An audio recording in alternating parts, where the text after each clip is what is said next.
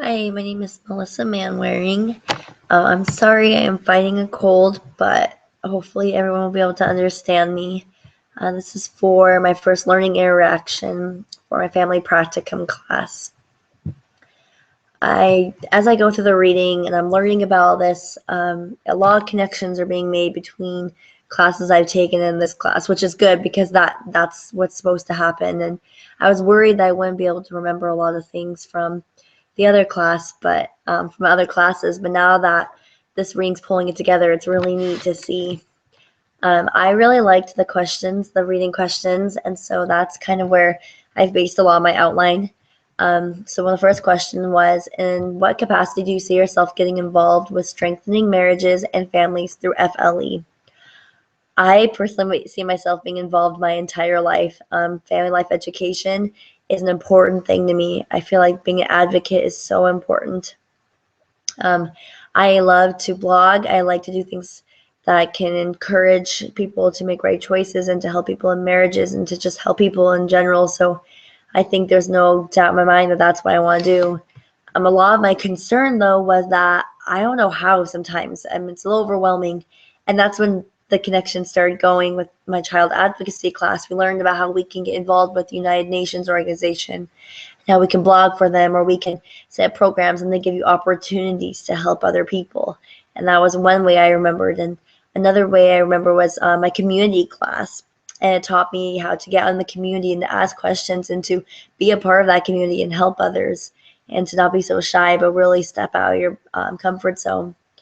A really great start is this practicum. I'm really excited to do this workshop. I think it's going to be a really great opportunity because I'm taking all I know and I'm helping my community in a really important way.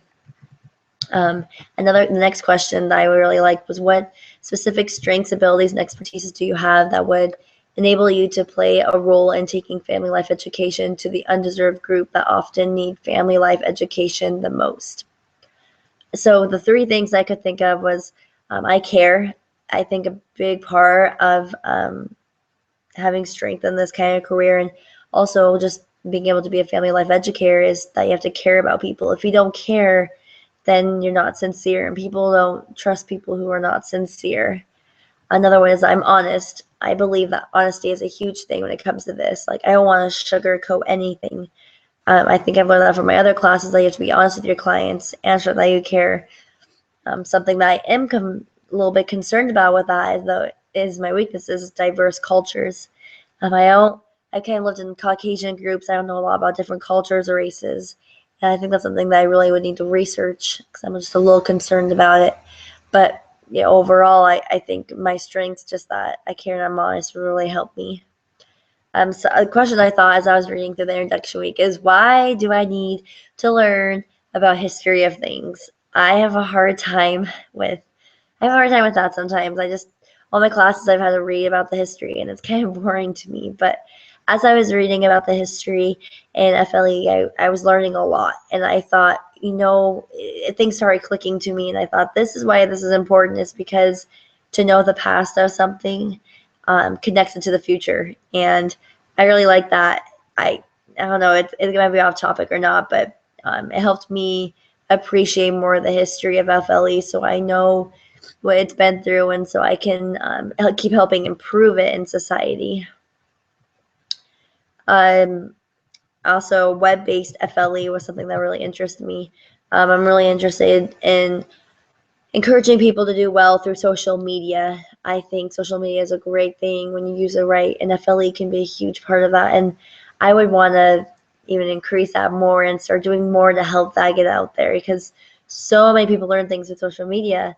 And I think in our workshop, me and Samantha, who are doing it, we're learning a lot. Um, just going through, seeing different articles and things like that and seeing the impact they have. And I would hope to do that more in my life.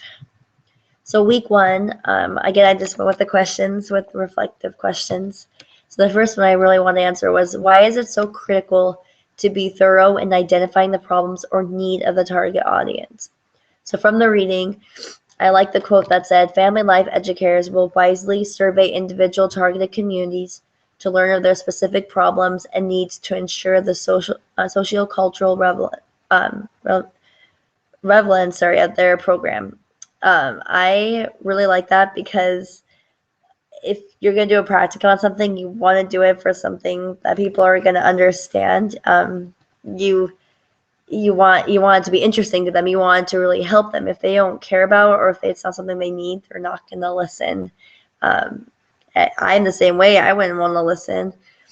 So me and my partner for our workshop, we made sure to ask. So we both asked our Relief Society presidents what we could do that would be good for the ward. And I'm really happy I learned to do that because that's a really big part is targeting the audience. From the reading, one of the quotes I really liked was, "The most effective FLE programs are those that simultaneously and proactively work to reduce risks while increasing protection." So informing people is so important. Like having them aware is reduces not all risks, but it reduces a lot of risks. Um, I learned a lot thinking of this. I was thinking back to my marriage class, and we were learning about failed marriages and why divorce and the love shack and why how someone could predict if a couple is going to divorce because of how they acted. And but when people knew the risks and the knowledge of it, they usually were better at preventing it from happening. And I can see that in any FLE program that you need to have prevention. Knowledge is protection and prevention, and to inform people about the risks is so important. Another question was, what are some simplified ways you can assess and respond to the specific needs of those you will work with for your practicum?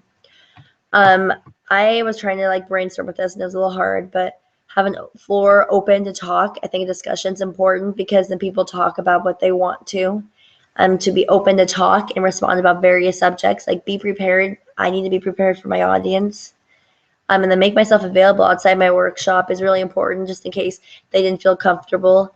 And I also thought I wanted to ask for suggestions. I think that's really important, just to for them to for me to get better and to help the people around me. So week 2 was marketing. Was one of the big ones was marketing, and I liked product, positioning, place, and promotion. Those 4 things really stuck out with me. And product because you have to let everyone know why it's important. Why is it good? Positioning because reading, in the reading it said, "What's in it for me?" Like, what will my audience? What's in it for me? And I have learned in my classes that if I don't see what the point is, I am less likely to be interested in it. So how can I make my workshop or whatever program or practicum or anything that I'm trying to enforce, what can it do for my audience? And place is a place that you feel comfortable, or is it a convenient place you have to pay? What's a good location? For our workshop, we're doing the church, which, I mean, it's kind of generic, but it's a good spot for us for our subject of marriage. And then promotion. And from the reading, it says, research shows that marketing through personal communication or word of mouth is the most effective way of getting a target population to adopt a specific action, such as attending a workshop series. So I'm telling people at work, I'm telling people in my ward, I'm telling the Relief Society president, I'm telling everyone what I want to do, and I want to emphasize on it. And I hope that by the time it's time for me and my partner to present our workshop, that they've heard enough about it that they'll be excited about it. And I think that really goes for any kind of subject. I really like that. Word of mouth is so important. And then my last part is, an important part of family life education is helping to motivate those you work with. So what is needed to motivate people, and what role do you play in the motivation process? So a goal is a really good motivator. A new opportunity to be better. People want to be better and be better themselves, and that's a great motivation. And motivation is for the individual. You have to see each individual differently, and you have to understand that. I want to play the role as cheerleader. I want to be the one that's there to help them. I'll do anything to help them. I really want to play that role. I think a big thing in this gospel is to love one another. To be a motivator, I need to love the people I'm trying to motivate. And no one will change unless they want to change. I think that's the biggest lesson I've learned through all my classes is that, with theories and marriage and all those things, if the person who's coming for help doesn't want to change, it's not going to happen. I've been excited. I'm really excited about the reading. I'm learning a lot. Some of it can be overwhelming, but I feel like I'm learning a lot that goes without make my practicum really great, and it's tying in all that information I've learned. So thank you for listening. I'm excited to hear all yours.